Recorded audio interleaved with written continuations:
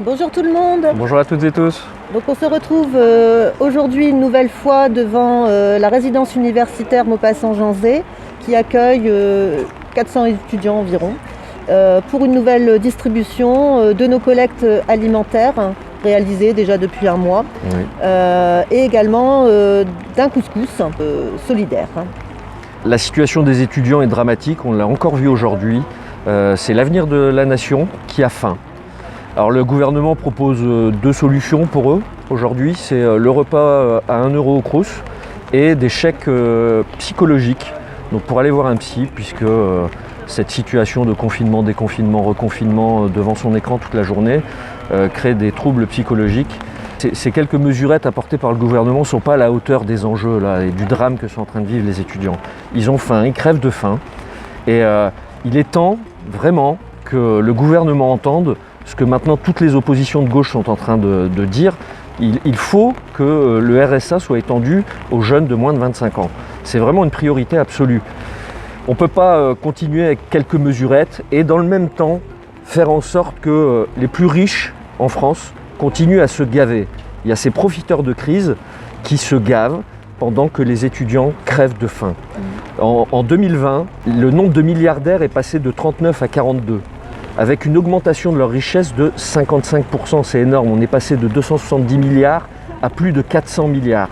Et pendant ce temps-là, les étudiants crèvent de faim, on est obligé de faire œuvre de solidarité. On a réalisé une distribution au Secours populaire la semaine dernière et ça a fait mal au cœur de voir toutes ces familles qui sont là à faire la queue pour qu'ils puissent continuer à survivre. Et leur survie ne dépend plus que des associations qui leur viennent en aide.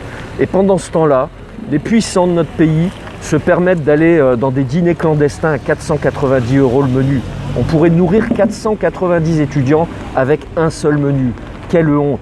Ce deux poids deux mesures est insupportable. On n'en peut plus de ça.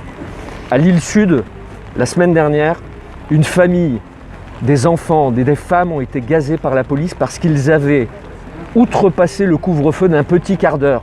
Ils se permettent, eux, de déroger à la règle et pendant ce temps-là, ceux qui vivent dans les quartiers populaires sont gazés parce qu'ils ne respectent pas la règle. C'est une honte. Ce deux poids deux mesures doit cesser. Il y en a ras-le-bol.